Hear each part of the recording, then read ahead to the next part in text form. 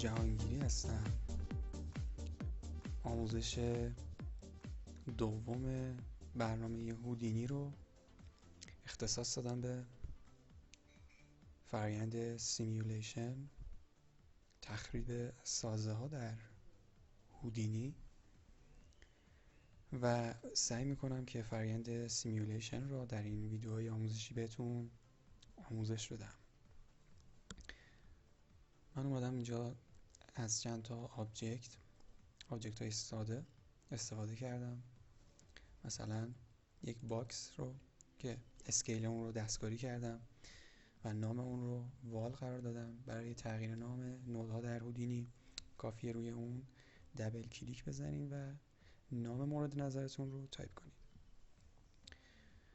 آبجکت بعدی یک گرید بود. از این قسمت استفاده کردم، اون رو به عنوان زمین گراوند قرار دادم. یک اسفیر رو به عنوان محرک و حرکت کننده و تخریبگر استفاده کردم، نام اون رو بال یا توپ قرار دادم. و یک آبجکت دیگر رو پشت دیوار قرار دادم به عنوان یک تکیه‌گاه، حالا تا باعث بشه که دیوار رو بعد از تخریب روش تاثیر بذاره. من الان این 4 تا آبجکت رو دارم. سعی میکنم اول یک توضیح کوتاه در مورد داینامیک کردن آبجکت ها در هودینی بهتون بدم. یک توضیح رو از قسمت ریجید بادیز در هودینی ما میخوایم استفاده کنیم که میتونیم آبجکت ها رو از این قسمت به یک آبجکت داینامیک تبدیل کنیم، به یک آبجکت استاتیک تا جلوی حرکت آبجکت های داینامیک رو بگیره، و یا اینکه اون رو به یک زمین تشبیه کنیم، و یا اینکه اون رو از نوع بریکیبل یا شکستنی قرار بدیم. من الان اسفیرم رو از نوع RBD آبجکت یا آبجکت داینامیک، RBD آبجکت مخفف ریجید بادیز داینامیک آبجکت هستش که با زدن روی این آیکون وقتی که آبجکت شما در حالت انتخاب هستش اون رو به عنوان یک آبجکت داینامیک به برنامه معرفی میکنیم. من اگر روی دکمه پلی بزنم فرآیند رو ببینید چه اتفاقی میفته. تحت تاثیر نیروی جاذبه به عنوان یک آبجکت داینامیک به سمت پایین حرکت میکنه. فعلا که هیچ آبجکت ثابتی یا استاتیکی جلوی راهش نیست. من زمین رو گراوندم و که همون آبجکت گریدم هستش رو به یک آبجکت استاتیک از نوع زمین تبدیل میکنم. یعنی من اگه استاتیک رو بزنم به عنوان زمین عمل نمیکنه. پس من ترین رو براش انتخاب میکنم تا به عنوان زمین تعریف بشه برای من پلی رو میزنم. این که اسفیر من در اثر برخورد با زمین متوقف شد و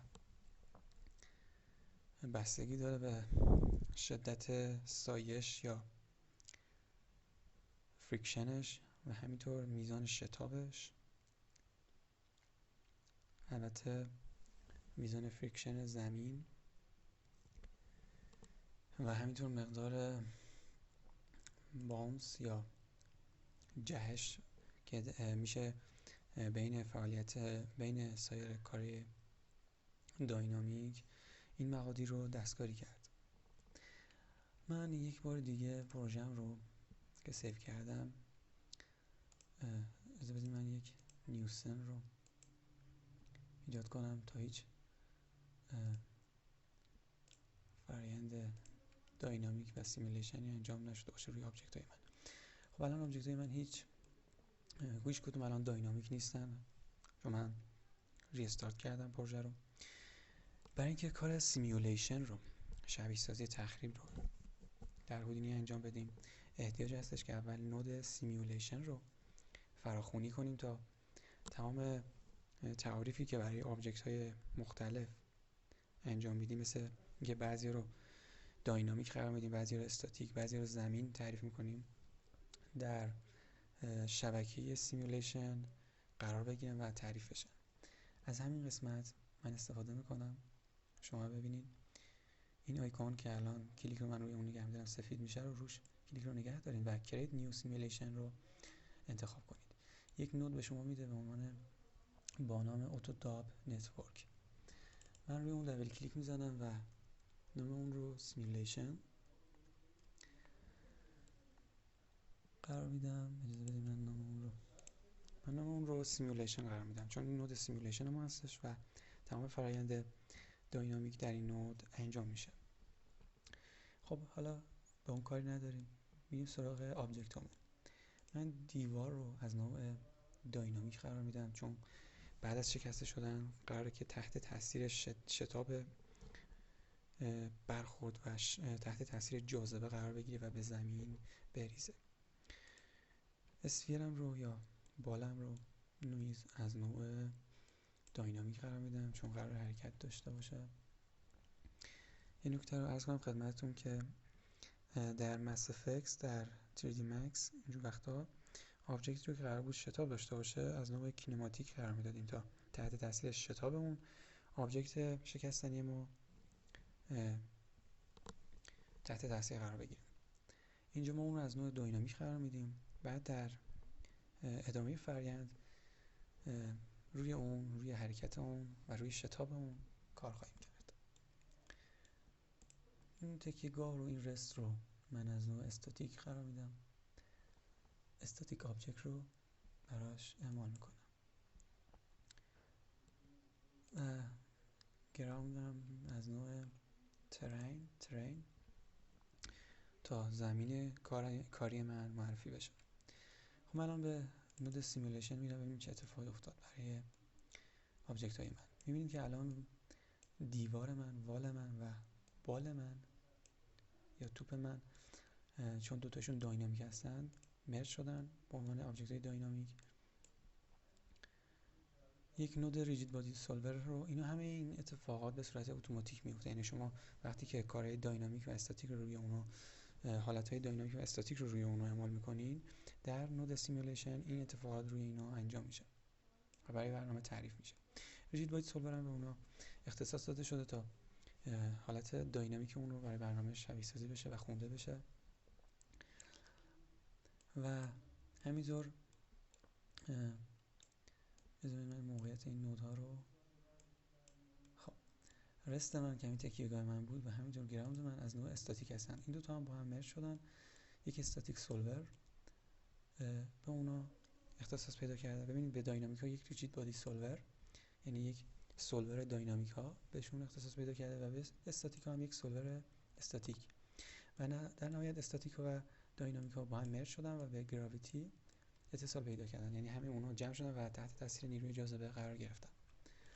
خب زمانی که ما میخوایم کار سیمولیشن رو انجام بدیم، احتیاج هست که در زیر مجموعه و در شبکه سیمولیشن قرار داشته باشیم تا مثلا روی بال و روی اسفیرمون شتابش رو براش تعریف کنیم که چقدر شتاب داشته باشه و به چه سمت. چون اگه مثلا به قسمت OBJ من برگردم، به قسمت آبجکت ها، نمیتونیم از این قسمت شتابش رو دستکاری کنیم. چون الان اینجا مثلا بذارید من بالم رو انتخاب کنم، ببینید در قسمت مؤلفه هاش الان شما اینجا هیچ ولوسیتی یا شتاب نمیبینید، چون اینجا یک آبجکت معمولیه و مؤلفه ها و پارامترهای معمولی براش قرار داره. وقتی که به نود شبکه سیمولیشن برمیگردم، روی سیمولیشن دبل کلیک میزنم، در قسمت سیمولیشن اگه من بالم رو پیدا کنم، ایناش زیر مجموعه‌اش رو ببینید، میرم پایین، ولوسیتی رو، شتاب رو میتونید براش تعریف کنید. چون اینجا در قسمت سیمولیشن این بال من یک آبجکت داینامیک هستش و ما میتونیم براش شتاب تعریف کنیم و اینکه به چه سمت حرکت کنه. مثلا من این مؤلفه x رو -1 قرار میدم و z رو مثلا 12. پلی رو میزنم، این که دیدی چی شد، شروع به حرکت کرد با شتابی که داشت. حالا من اگه بتونم موقعیت اون رو قسمت آبجکت ها برمیگردم، موقعیت بال رو، موقعیت توپم رو، اسفیرم روی خود جلو میبرم، من به شبکه سیمولیشن برمیگردم، بالم رو اینجا دارم، شتابش رو یه بار دیگه تست میکنم. خب میبینید که دیوار من هم چون داینامیک هستش تحت تاثیر نیرو قرار میگیره و به سمت عقب و تحت تاثیر جاذبه قرار میگیره، اما چون استاتیک آبجکت پشت اون قرار داره معلق میمونه. خیلی خوب، در این قسمت قصد دارم که فرایند سیمیولیشن رو در زمینه تخریب اجسام توضیح بدم. در بخش قبلی اجسام رو در حالت داینامیک قرار دادیم و تأثیر اونها رو بر روی همدیگه دیدیم. در این قسمت میخوام این رو شرح بدم که اجسام داینامیک چطوری در اثر برخورد با هم دیگه خورد بشن و شکسته بشن. من در اینجا یک باکس دارم و یک گرید. من گرید رو گراوند قرار میدم، نامش رو، باکس هم که همین باکس. خب من گرید رو میام ترین رو واسهش تعریف میکنم تا زمین من تعریف بشه. باکسم رو حالا من این فلت شیدد رو واسهش میذارم تا نمود بهتری داشته باشه. یکم بالا میبرمش. من اون رو از نوع داینامیک قرار میدم ابتدا، یعنی شما حتما اول باید اون رو از نوع داینامیک قرار بدیم. میبینید که وقتی که روی آبجکت هامون داینامیک ها رو واسهشون تعریف میکنیم، نود اتوداپ نتورک که همون نود سیمیلیشن هستش به صورت اتوماتیک خودش ایجاد میشه و اگه من درون اون رو باز کنم میبینید که شبکه داینامیک با اتصالاتی که برنامه خودش تعریف میکنه و در نهایتا به گراویتی یا جاذبه ختم میشه ایجاد شده و موجودیت داره.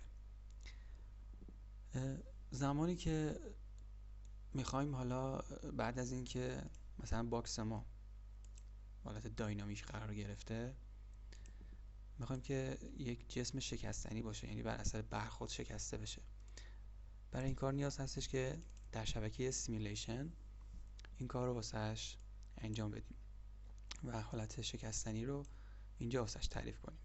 من زمانی که باکسم در حالت انتخاب هستش از قسمت اوبجی سعی میکنم باکسم رو فعال کنم، به شبکه سیمیلیشن برمیگردم، باکسم رو در حالت انتخاب قرار میدم. خب حالا سعی میکنم همینجا میبینید که وقتی که هر کدوم از نودهایی که در شبکه سیمیلیشن هستش اگه چشمی اون رو روشن کنیم آخرین نود که در حالت انتخاب بود و کل کار رو به پایان میرسون از حالت انتخاب خارج میشه و تنها اون نود رو ما میتونیم روش کار کنیم. میبینید که الان باکس فقط در حالت نمایش هستش. پس من آخرین نود رو حتما چشمش رو روشن میکنم، باکسم رو میام میک بریکیبل رو واسهش اعمال میکنم، یعنی اون رو از نوع شکستنی قرار میدم. حالا اینجا چون باکس من در حالت انتخاب نیستش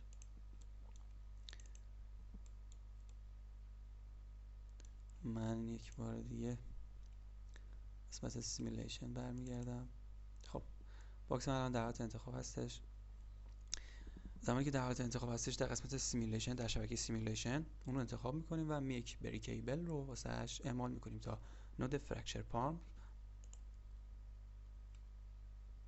بهش اتصال پیدا کنیم که الان نود فرکچر پالمز بهش اتصال پیدا کرد و اون رو از نوع شکستنی، یعنی خاصیت شکسته شدن رو بهش داد. من سیمیلیشن رو پلی میکنم، فعال میکنم، ببینیم چه اتفاقی میفته. میبینید که الان تحت تاثیر جاذبه به پایین اومد و به زمین برخورد کرد و الان برنامه در حال محاسبه کردن فرآیند سیمیلیشن هستش و داره تخریب شدن اون رو محاسبه میکنه.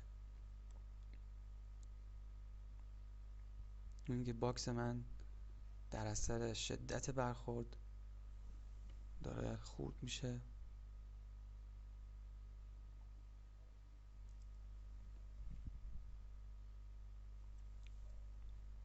منتظرمونم تا چند فریم پیش بریم. خیلی خب، حالا همین تا این فریم کافیه.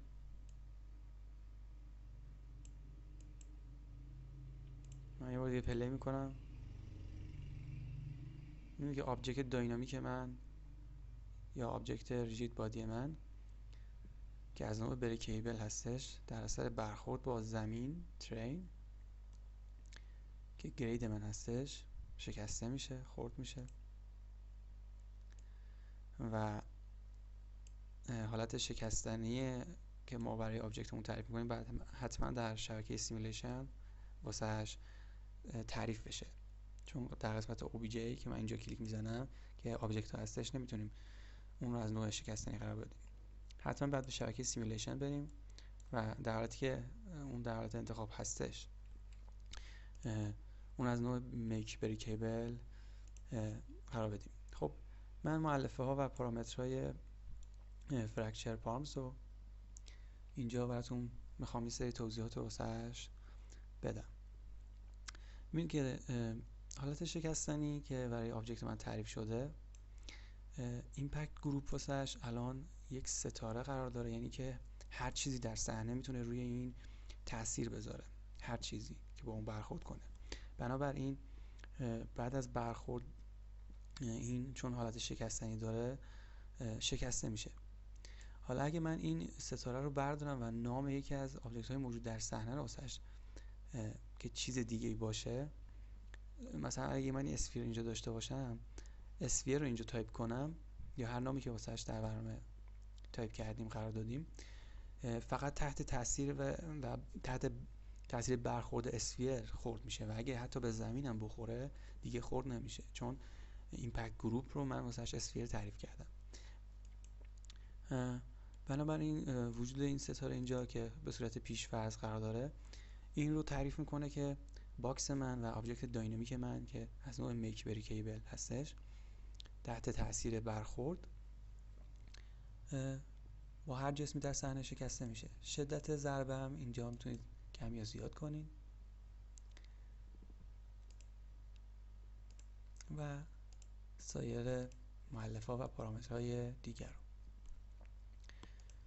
حالا من میخوام یه سری توضیحات روی نود سیمولیشن براتون بگم.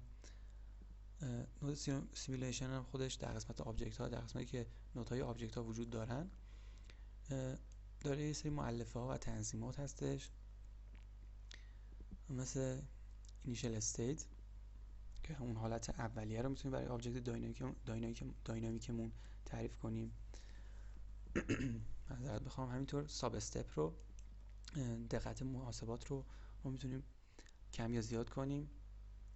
من الان مثلا دقت محاسبات رو روی 5 قرار میدم. همینطور روی زمان اون میتونیم کار کنیم و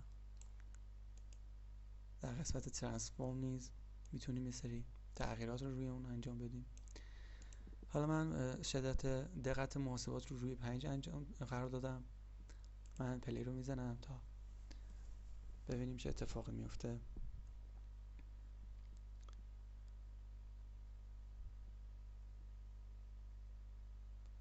میگه الان یک مقدار چون سنگین میشه فرآیند، من ویدیو رو نگه میدارم. خیلی خب، من کار یه مقدار سنگین شد، گذاشتم تا چند فریم کار پیش بره. حالا پلی رو میزنم. این که آبجکت من در اثر برخورد با زمین تخریب میشه. شما خودتون میتونین با وقتی که دارین فرآیند سیمولیشن رو بزنین که تعداد فرم‌های بیشتری رو طی کنه تا آبجکت به صورت کامل تخریب بشه. همونطور که گفتم در نود سیمولیشن در قسمت مؤلفه‌ها و پارامترها شما میتونید روی فرآیند سیمولیشن تغییراتی رو ایجاد کنید. مثلا حالت اینیشیال استیت رو برای آبجکتتون تعریف کنید. یعنی که مثلا یعنی اینکه در یک فریم خاص، مثلا فرض کنید همین قسمتی که آبجکت من خورد شده رو به عنوان حالت اولیه آبجکت و فرآیند سیمولیشن تعریف کنید. دقت محاسبات رو میتونید کم یا زیاد کنین و زمان شروع و پایان سیمولیشن رو دستکاری کنیم و سایر کارهای دیگه‌ای که حالا در ادامه آموزش در سایر بخش‌ها براتون توضیح خواهم داد. خب کارهایی که میشه روی فرآیند سیمولیشن، تغییراتی که میشه روش انجام داد، میشه مثلا میزان استکاک رو برای آبجکت داینامیک یا زمین که در اثر برخورد متلاشی شدن صورت میگیره رو کم یا زیاد کرد. مثلا من به شبکه سیمولیشن برمیگردم، باکسم رو انتخاب میکنم، میبینی که در سایر مؤلفه های اون یک سری اطلاعات وجود داره که ما میتونیم روی اونا کار کنیم. مثلا اینجا میتونیم روی پارامتر گلو کار کنیم. در قسمت کولیژن یا برخورد میتونیم اینجا یک سری تغییرات رو به وجود بیاریم. در قسمت فیزیکال مثلا ما میتونیم جرم جسم رو کم یا زیاد کنیم، دنسیتی. همینطور مقدار بانس اون رو یا جهش اون رو بعد از برخورد کم یا زیاد کنیم، فریکشن یا سایش یا استکاک اون رو کم یا زیاد کنیم تا به اون حالت سیمولیشن مورد نظرمون برسیم. و روی سایر نودها اگه شما کلیک کنین، مؤلفه‌هاش رو ببینین و باز کنین، اگه یک پیش زمینه در زمینه 3D و داینامیک داشته باشین، قشنگ میتونین با خوندن هر کدوم از این تیترهای مؤلفه‌های مختلفی که در قسمت پارامترها وجود داره، میتونید با کم یا زیاد کردن مقادیر به یک حالت استاندارد دست پیدا کنید. شما اگه که با مس افکس در 3D Max آشنایی داشته باشین، میبینید که سایر مؤلفه‌هایی که در قسمت پارامترهای شبکه سیمولیشن در هودینی وجود داره، تیترشون خیلی نزدیک و شبیه به هم هستش، حالا با چیدمان‌های متفاوت تر. مثلا من روی یه راوند میخوام کلیک زدم روی نودش. در قسمت فیزیکالش ما ببینید بانس رو اینجا میتونید کم یا زیاد کنید، یعنی که مثلا جسمتون بعد از برخورد حالت ثابت پیدا کنه، یعنی که جهش پیدا کنه در اثر برخورد. همینطور استکاک اون رو به صورت پیش‌فرض الان روی یک هست. الان همه این تنظیمات به صورت پیش‌فرض هست. شما اگه نتیجه مطلوب رو نگرفتین، لازم هستش که این مقادیر رو دستکاری کنید.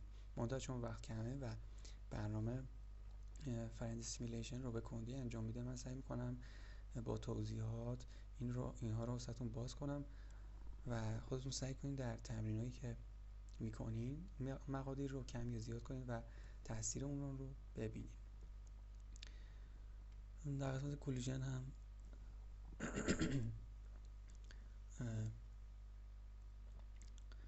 میبینید که یک سری تنظیمات وجود داره. همه اونا رو خودتون تست کنید، بگردین و ببینید که چه تغییراتی میتونید روی آبجکت های داینامیکتون به وجود بیارین. قسمت بعدی رو اختصاص میدم به اینکه بعد از اینکه فرآیند سیمولیشن انجام شد رو چطوری بیایم حالا فرآیند رو بیک کنیم یا به قول معروف به انیمیشن تبدیل کنیم، چون الان یک فرآیند سیمولیشن هستش و الان یک انیمیشن نیست و ما باید بیایم مثل مس افکس اگه دیده باشین، بعد از اینکه فرآیند سیمولیشن انجام شد میومدیم روی بیک اول کلیک میزدیم تا از فرآیند سیمولیشن فریم‌های کلیدی رو در برنامه تعریف کنه. ما همین کار رو در هودینی لازم هستش که انجام بدیم. اینجا من یک توضیح بدم. در قسمت نودها در شبکه سیمولیشن می‌بینید که آبجکت های داینامیک و استاتیک با هم مرتبط هستن و در نهایت اومدن با سولورهایی که روی اونها اعمال شده با هم مرج شدن و به یک گراویتی ختم شدن. اگه که من قبل از اینکه به گراویتی ختم بشن چشمی مرج رو که اونا رو با هم ترکیب کرده رو روشن کنم و گراویتی رو از حالت انتخاب خارج کنم، خواهیم دید که بعد از اینکه فرآیند سیمولیشن انجام میشه دیگه گراویتی و خاصیت جاذبه روی سیمولیشن من نیست و به نوع متفاوتی سیمولیشن انجام میشه. مثلا اگه دو تا آبجکت با هم برخورد کنن و چون جاذبه روی اونا تأثیری نداره، بعد از برخورد از زمین فاصله میگیرن. بنابراین لازم هستش که گراویتی رو من چشمیش رو روشن کنم و اون رو در حالت فعال قرار بدم. آخرین نود گراویتی هستش که در شبکه سیمولیشن لازم هستش که چشمی اون فقط روشن باشه تا تمام فرآیند بیاد و در این جاذبه براشون تحول بشه.